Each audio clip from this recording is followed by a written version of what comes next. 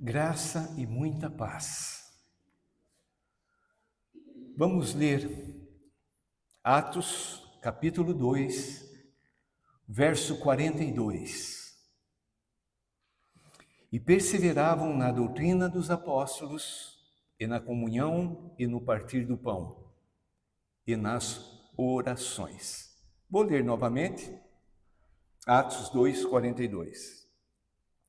E perseveravam na doutrina dos apóstolos, e na comunhão, e no partir do pão, e nas orações. Vamos orar? Papai, um verso tão conhecido, tão simples, mas com tanto ensino. Nós pedimos, Senhor Deus, para que o Senhor quebre toda e qualquer barreira do nosso coração, da nossa mente, da nossa alma, e fale conosco, ó Espírito Santo de Deus. Nós colocamos as nossas vidas em Tuas mãos e estamos abertos a ouvir o que o Senhor tem a dizer para nós. Em nome de Jesus, amém. Amém. A igreja pode sentar. Lídia, você tira o retorno, fazendo um favor? Irmãos, logo após Pentecostes, era uma festa dos judeus, uma das festas dos judeus, que acontecia 50 dias depois da Páscoa. Os judeus celebravam a Páscoa e nós lembramos que na Páscoa Jesus foi crucificado. E nesse período Jesus ministrou, aparecendo 10 vezes, falando acerca do reino de Deus. E quando deu 50 dias, o povo judeu estava celebrando a festa de Pentecostes. O que é essa festa? O que eles faziam nesta festa? Eles agradeciam a Deus pela colheita. Eles sempre entregavam a Deus no início da colheita, esperando a chuva serôdia e depois a chuva temporã, no tempo certo. E no final, quando faziam a colheita, eles tinham uma festa para agradecer a Deus, porque eles criam, assim como nós, que tudo está debaixo da vontade de Deus. E logo após essa festa, Lucas, que era médico, ele faz um relato. Lucas, sendo alguém estudado, ele faz um relato preciso sobre a vida de Jesus, sobre os acontecimentos. Lucas, ele é o único ali dos escritores dos evangelhos que mantém uma ordem cronológica. Os outros 3, Mateus, Marcos e João, eles não estavam preocupados com a ordem. E Lucas, então, ele vai apresentar aqui, em Atos, um retrato da igreja. E eu creio que nós precisamos, ao reler Atos, nós precisamos reler também a nossa história como igreja. Nós devemos repensar sempre aquilo que nós estamos fazendo, onde nós chegamos e para onde a gente quer ir. Nós não queremos ser uma igreja modismo, né? Então, a partir de hoje, irmãos, nós não vamos mais chamar igreja, nós vamos chamar church. E aí entra, né, todas essas coisas que a gente está vendo. Nós vamos contratar um pintor e vamos pintar a igreja de preto, né? Vamos pôr luzes e etc, etc. Não, nós não queremos isso. Nós vamos lá para Atos. E eu não sei se é por causa da história da minha vida, mas eu tenho muita facilidade de começar, de parar tudo e falar, vamos começar tudo de novo, não é? Eu prefiro fazer isso do que seguir num caminho que a gente está meio inseguro. Então, meu convite hoje é para olharmos nesse versículo aqui e perceber como que viviam os primeiros. Os nossos irmãozinhos, quando começou tudo, o que eles faziam? como eles faziam.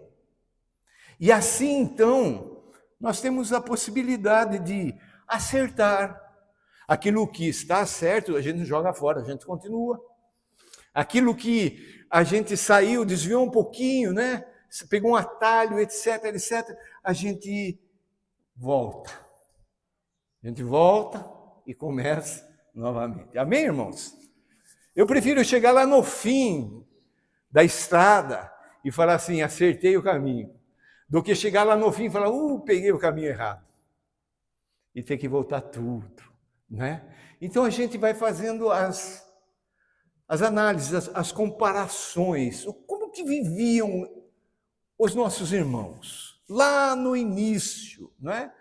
Eles não estavam preocupados com atividades religiosas.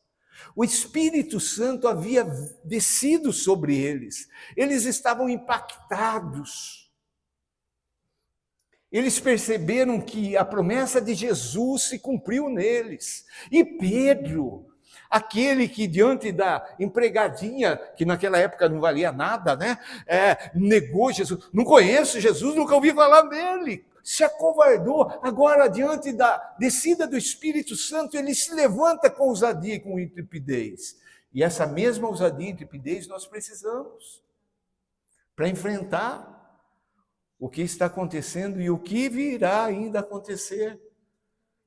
A perseguição ainda não começou, ou tem só um pequeno vislumbre do que vai ser aqui no Brasil. Então, nós vamos olhar ali que esta comunidade, esse grupo de pessoas, foi drasticamente transformado pelo Espírito Santo. E é isso que nós queremos. Nós não queremos ser igreja de eventos, não é? Agora é evento tal, agora convida esse, agora vem o cantor. Quem está na moda é esse, enche aquela coisa toda. Nós chegamos a uma conclusão. Nós precisamos desesperadamente do Espírito Santo. E como Jesus disse, o Espírito Santo, ele sopra como ele quer, quando ele quer. Então, cabe a nós imitar esses daqui e esperar. Até que do alto a gente receba o poder do Espírito Santo. Mas a gente aprendeu a ser, a gente aprendeu a cantar, a gente aprendeu a pregar, a gente aprendeu tudo. Então a gente não precisa mais do Espírito Santo. E por isso que a igreja se encontra como ela está. Quando eu leio ali, né, cantando ali Emanuel, eu lembro do neto da nossa irmã Lucilene. Toda vez eu olho ali os pedidos, eu falo, Deus, né, olhando para o José, aposentadoria. Deus, o que acontece? A gente ora, a gente está entregando, irmãos e irmãs, com a história de enfermidade, e a gente crê, a gente crê, a gente crê. E vamos continuar crendo, até que esse poder venha sobre nós. Em nome de Jesus, o convite para o modismo é muito grande. Mas nós queremos depender do Espírito Santo. Amém? Então, aqui, como viviam? Eles perseveravam. No que eles perseveravam? Olha lá, começa falando assim, e perseveravam. Eu entendo por perseverar algo que você tem que, não é algo só, eu estou perseverando. Não, é algo que vai exigir de nós uma coragem de continuar.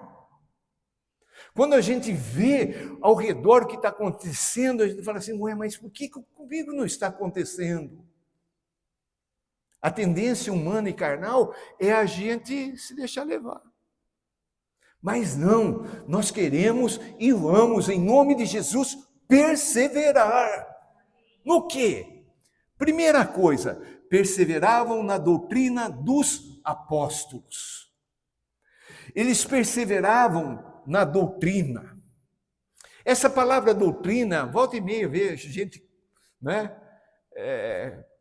na ignorância, falando, doutrina é do diabo, doutrina. A doutrina do diabo é do diabo. mas a doutrina de Deus é de Deus.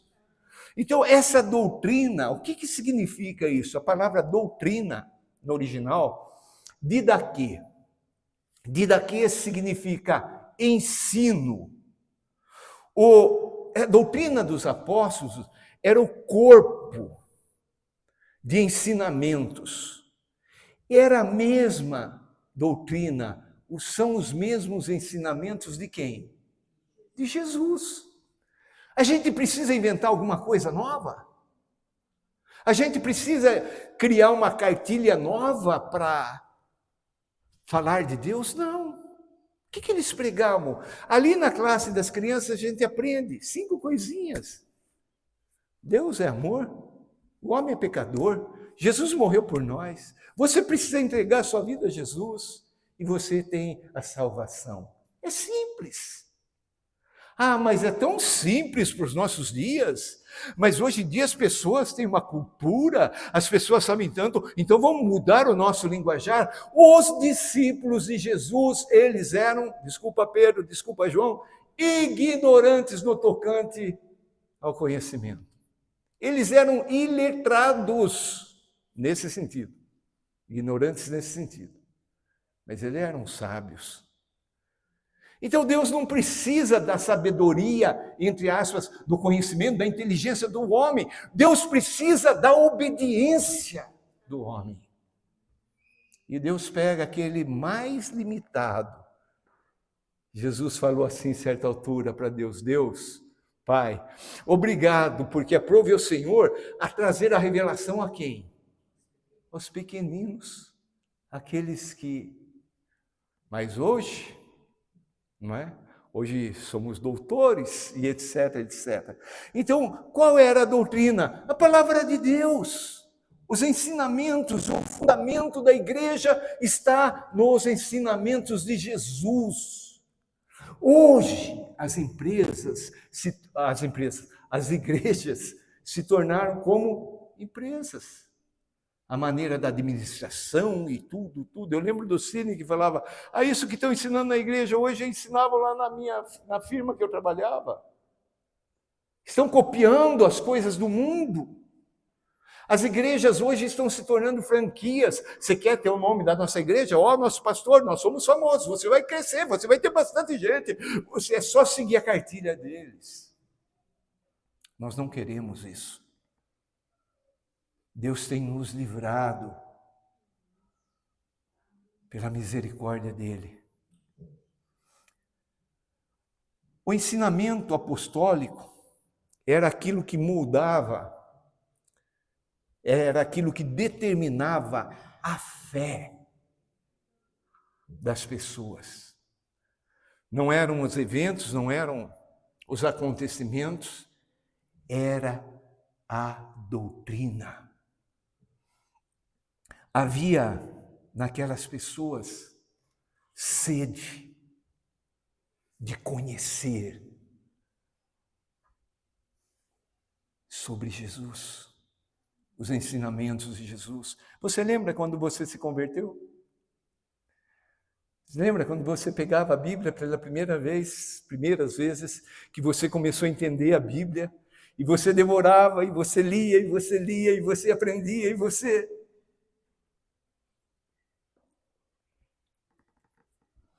Uma igreja forte, ela começa com a Bíblia aberta. O maior elogio que eu recebi como pregador, e não foi somente uma vez, pessoas desconhecidas falando assim, você é tão simples no pregar a Bíblia. Eu falo, louvado seja o Senhor, é a Bíblia. Amém? Então, como igreja, a gente precisa continuar a viver, a conhecer, a estudar, a obedecer a Bíblia. Recentemente passou uma pessoa que conviveu entre nós e essa pessoa ficou assim, nem sei qual palavra usar, mas falava assim, nossa, eu estou lendo, porque pegou ao programinha de leitura. Nossa, que coisa! Eu acordo de madrugada e eu estou lendo a Bíblia e estou... Isso com, acho que mais de 50 anos de igreja.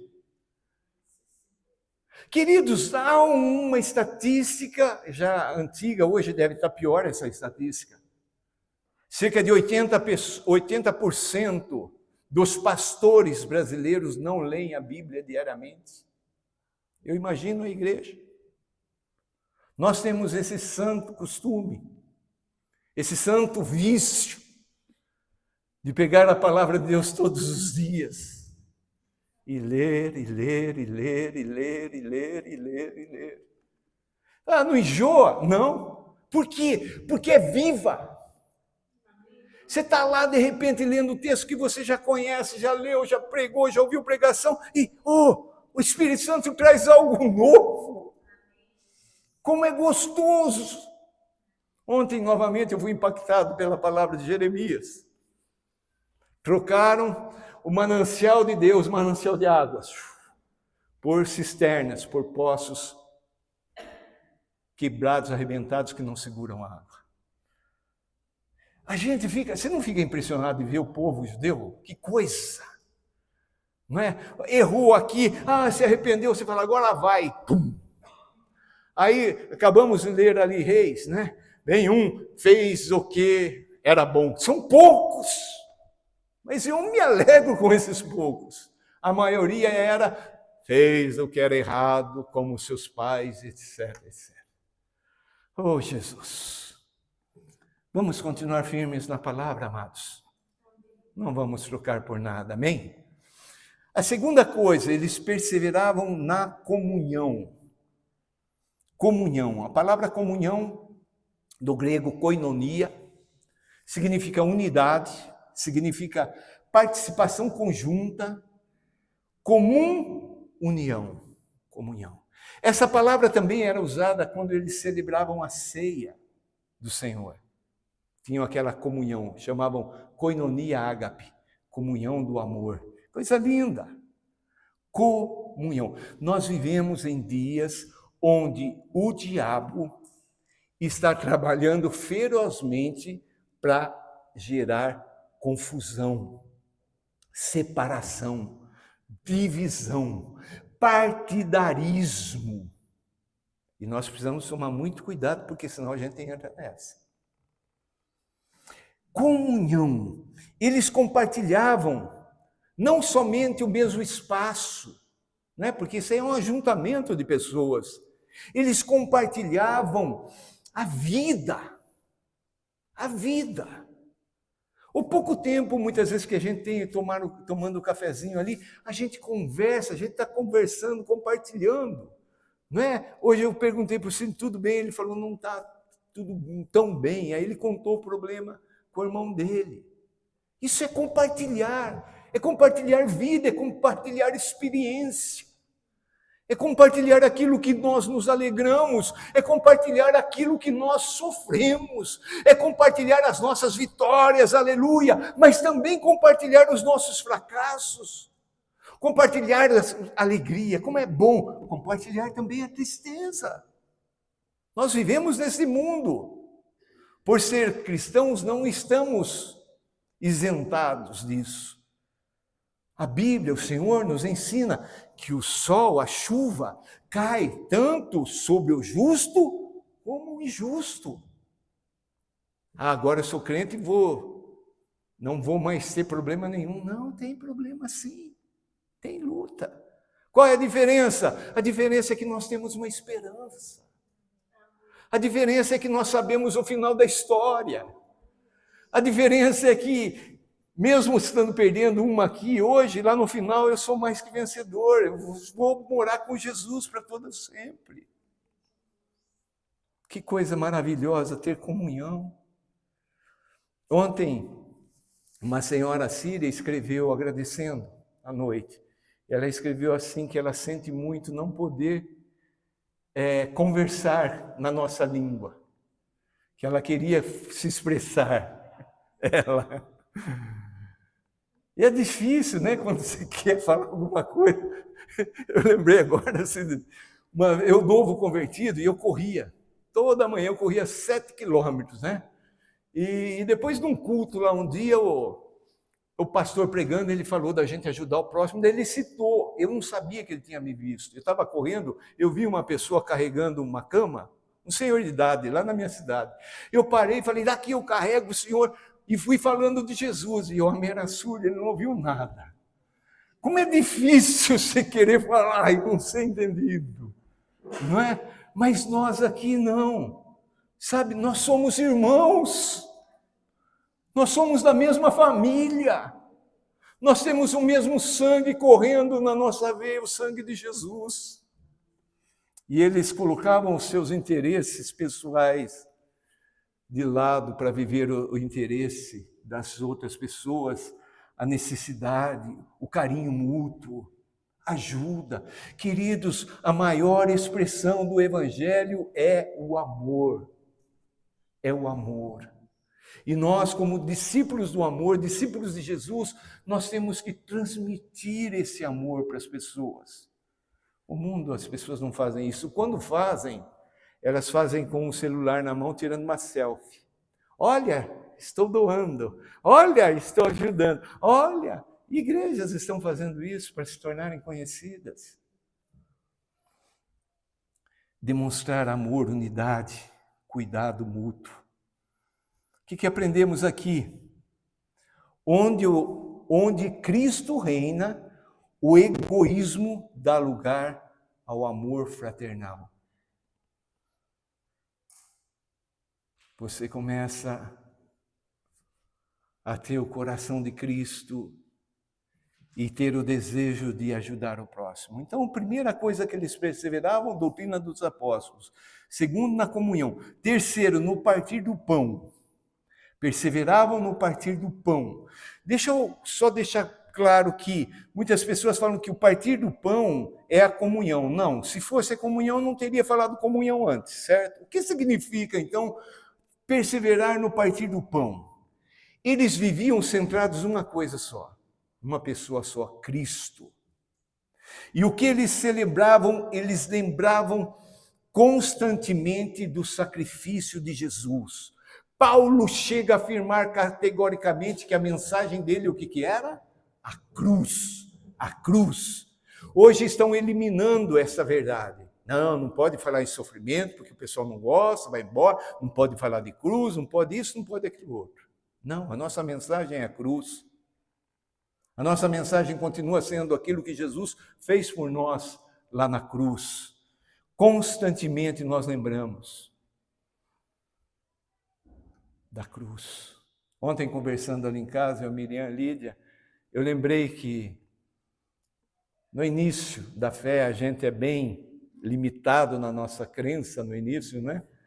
E eu falava assim para o pessoal na igreja, eu queria estar lá naquele tempo com uma metralhadora na mão. A ideia era matar todo mundo que estava matando Jesus. Estava fazendo a mesma coisa que eles estavam fazendo. É errado. O que Jesus fala? A gente tem que amar. Aquela pessoa que mais te faz mal, você tem que amar. Você tem que orar. Porque esse é o ensinamento de Jesus. E o centro, o partir do pão. Semana que vem nós vamos celebrar a ceia. É aquele momento de intimidade com Jesus. É aquele momento que Jesus fala para nós, olha, eu parti o meu corpo, eu dei o meu sangue. É aquele momento que nós lembramos da morte de Jesus, mas nós lembramos da ressurreição de Jesus. É aquele momento que nós lembramos que Jesus foi assunto aos céus, mas Jesus vai retornar para buscar a sua igreja. Eu quero estar lá. Eu sempre falo para Deus, Deus, faz comigo aquilo que o Senhor quiser, mas eu quero estar lá. Eu quero ir habitar eternamente com o Pai. Não importa o que eu precise passar aqui, eu quero estar lá. E você sabe que Deus está levando a sua vida com tudo isso que muitas vezes você está sofrendo, passando, etc., se entristecendo. Deus está levando você a uma purificação, a uma santificação, porque Ele não te ama? Não, porque Ele quer você com Ele. E quando nós passamos por isso, fica difícil muitas vezes a gente perceber. O que será que está acontecendo? O que eu fiz de errado? Aí vem aqueles religiosos, né? Você deve estar em pecado. Você... Não, Deus está cumprindo o plano dele na sua vida. Por que tem que se dizer desse jeito? Porque ele sabe o jeito certo. Porque nós fazemos aquilo que Jesus também fez. Senhor, se possível, passa de mim esse cálice. Porém, seja feita a tua vontade. A cruz era o centro.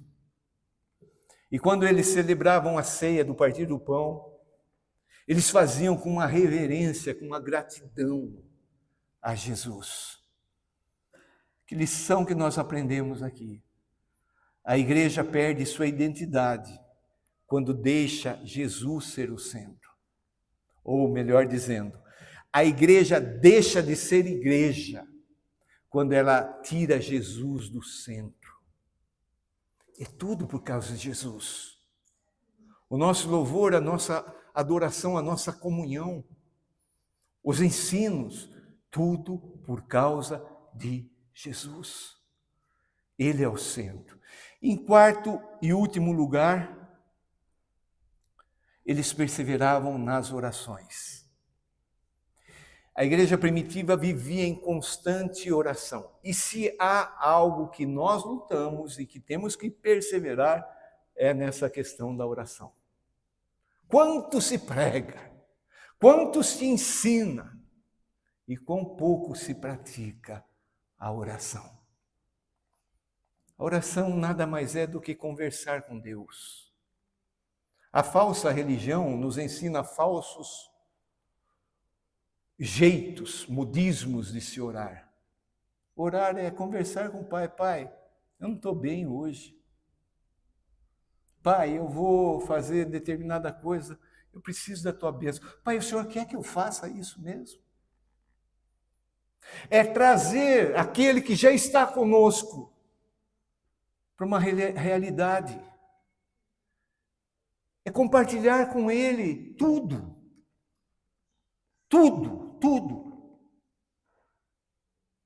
Quando eu tenho alguma consulta, eu peço para a Miriam escrever para mim o que eu tenho que falar para o médico, porque eu esqueço. O Sidney, eu sei que a Paula faz isso, né?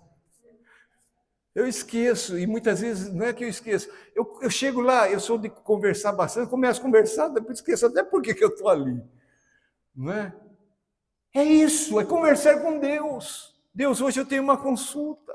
Cada vez que nós saímos daqui, nós oramos, entregando, pedindo para Deus, Deus, cuida do carro, livra de acidente, etc.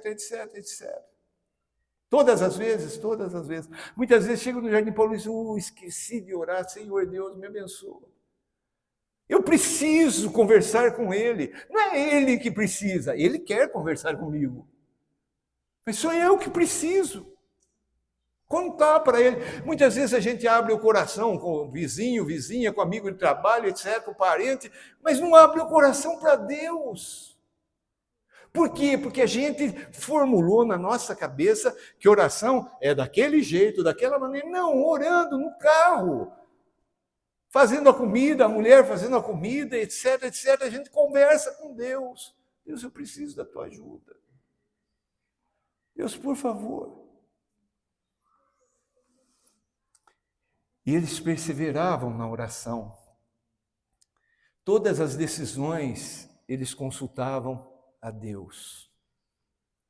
Você já tomou uma decisão na sua vida? Lá na frente você fala assim, por que eu não orei? Tem um irmãozinho nosso lá do Antigo Testamento, que ele foi levantado por Deus para guerrear as batalhas de Deus, e ele foi um homem tremendo. Mas na Segunda Guerra já ele falou, o povo era pequenininho, uma cidade pequenininha, e ali diz, ele não consultou a Deus, e eles levaram uma surra daquele povo pequenininho. Por quê? Não consultaram a Deus.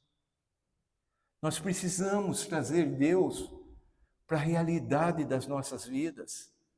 Consultar a Deus em tudo. Orar, buscar direção, buscar poder, buscar fortalecimento espiritual. Através da oração. Quer ver como vocês sabem? Pouca oração? Nenhuma oração? Muita oração? Está vendo? A gente sabe. Mas é uma batalha, né? Fala para mim, seja sincero. Vamos querer ser super espirituais. É batalha ou não é? Eu vou orar. Toca o telefone, alguém bate na porta, e você esqueceu. E aquela coisa arada toda. Por isso que precisa perseverar. Perseverar. Vamos continuar. Não é? Eu fico chateado quando eu vejo lá os mesmos pedidos. Eu falo, Deus, nós estamos... Mas nós continuamos. Nós vamos perseverar porque nós cremos. A medicina vai assim, não tem o que fazer. Né? Vai ter que pôr, vai ter que isso, aquilo ali, com o irmão. É impossível. Sim, é impossível para a medicina. Mas para Deus é possível. Nós lemos, tudo é possível para Deus. É possível uma mulher ficar grávida sem ter um relacionamento sexual? Humanamente, a ciência vai falar o quê? É impossível. Deus fala o quê? É possível. Queridos, é a oração que sustenta a comunhão e a missão da igreja. Estamos acompanhando esse novo começar ali do Wesley com a Cristina. O que vai sustentá-los? A oração. Sabe o que os irmãos das igrejas perseguidas pedem? Não estão pedindo dinheiro, não estão pedindo pão, não estão... Pedem as nossas orações. A gente apresenta diante de Deus, porque só Deus pode mudar a realidade desse mundo. Quando nós olhamos para a Síria, anos debaixo de guerra, vai mudar? Humanamente, se perguntar para eles, tem expectativa de mudança? Não. Mas quando nós cremos, olhamos para o nosso Deus, a gente fala, é possível, é possível, é possível. Qual a lição que nós aprendemos? As igrejas que oram experimentam o agir de Deus. É Ele que faz. Nós somos instrumentos nas mãos dele. A história da igreja aqui em Atos vai mostrar que o mesmo poder do Espírito Santo que estava sobre Jesus estava sobre os discípulos.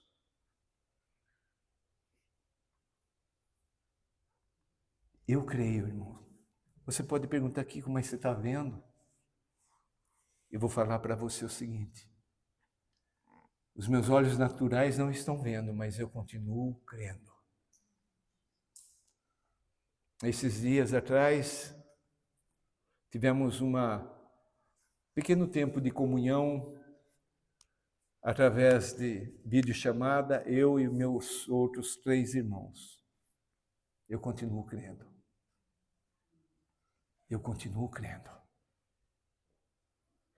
Deus vai mudar a história. Eu continuo crendo. Quando eu olho para a nossa nação, eu continuo crendo. Quando eu olho para as igrejas, eu continuo crendo. Você não vai desistir? Se eu for agir no meu natural, na minha carne, eu vou falar não. Eu vou ser aquele Kiko que quer pegar a metralhadora e matar todas as pessoas lá no Calvário. Mas quando eu olho para o meu Deus, eu falo, é possível. É possível. Nós temos acompanhado um pouquinho ali os refugiados da Síria. E a gente se coloca no lugar deles, sem saber falar, sem saber o que vai acontecer. O mínimo possível a gente estende as mãos, mas eu creio. Eu creio, eu creio, eu creio, eu creio, eu creio. Irmãos, a igreja primitiva, ela não cresceu porque tinha muitos membros, ela cresceu, ela era sólida, porque os fundamentos eram sólidos. Eles não ficaram inventando coisas. Eles não ficaram gastando tempo para isso, para aquilo outro. Não é? E há tantas novidades, né? Os legendários, né? Agora a igreja assumiu o papel de ensinar o homem a ser homem. Olha a que ponto nós chegamos. Que ponto a humanidade chegou. Eu me sinto um cachorro. Aí tem lá aquela audiência. Rapazinho com focinheira. Aí o instrutor. É gente, isso é igual eu e você, humano. Aí o adestrador dá um cachorrinho vira, ponta cabeça, que é gente. E os demais batem palma. É isso que nós chegamos. Ah, mas eu me sinto. Agora a ciência, a biologia, tal, não serve, mas eu me sinto. Isso dói no meu coração, irmãos. Aquilo que Deus criou como coroa da criação, o homem, para ser a imagem e semelhança dele, tem se tornado a imagem e semelhança do animal. E as pessoas dizem que está tudo bem, e as pessoas dizem que está havendo um avivamento, e eu me pergunto onde? Falta-nos o quebrantamento. A igreja era uma igreja, pode passar o próximo ali, Miro, fazendo um favor? Era uma igreja bíblica. Por quê? Porque eles perseveravam na doutrina dos apóstolos. Era uma igreja fraterna, amor fraternal, viviam na comunhão. Era uma igreja cristocêntrica, eles celebravam Cristo e a cruz de Cristo. Era uma igreja espiritual, por quê? Porque eles perseveravam na oração. São os 4 pilares da igreja. Vamos retomar ou dar continuidade, crendo que isso é ser igreja. Uma igreja que persevera na doutrina dos apóstolos, na comunhão, no partir do pão e nas orações. Ah, mas para atrair os jovens, vamos fazer. A igreja é esta. Nós não precisamos fazer nenhum evento para atrair. Se o Espírito Santo não convencer as pessoas, não vão ser as nossas programações. E se forem elas, não terá nada de Deus, e sim de homem. Alguns anos atrás, a gente ouvia pregadores, homens tementes a Deus, dizendo: a igreja não é um clube. E a igreja dos nossos dias se tornou um clube. E eles temiam, dizendo assim, a possibilidade do mundo entrar na igreja. Isso já aconteceu, o temor deles. E como retomar? A palavra de Deus. Os princípios da palavra de Deus. Queridos, nosso Deus, Ele continua nos chamando a viver desta maneira. Essa igreja aqui não estava contaminada. Logo a seguir, vai haver ensinos errados, problema na ceia, logo a seguir. Mas nós ficamos com aquilo que é bonito, aquilo que é certo, aquilo que é verdadeiro, aquilo que é divino. Hoje em dia, as igrejas acham que ela tem o direito de ser, não é? Então, a pergunta que fazem, né, no meio dos pastores, qual a visão da sua igreja? E alguém muito sábio disse, visão mais visão gera divisão. Por quê? Não é mais a visão bíblica, a visão de Deus. É a minha visão. Ah, eu como pastor, eu tenho a visão, a minha visão, a visão que Deus me deu. Já está aqui na palavra. Nós não precisamos inventar nada. Então, nosso compromisso é com a palavra. O nosso compromisso é com a comunhão com Deus e com os irmãos. O nosso compromisso é com Cristo Jesus no partir do pão. O nosso compromisso é na oração. Precisamos de mais alguma coisa? Uma coisa só: perseverar. Quero fazer um apelo. Você quer ser essa igreja? Você abre mão da sua vida para viver a vida de Cristo? Você crê nisso que está aqui na palavra? Ou vamos buscar mais alguma coisa para embelezar, entusiasmar as pessoas? Eu quero ser igreja dessa maneira. Se você também quer, eu quero convidar você, se coloque em pé, em nome de Jesus. Em nome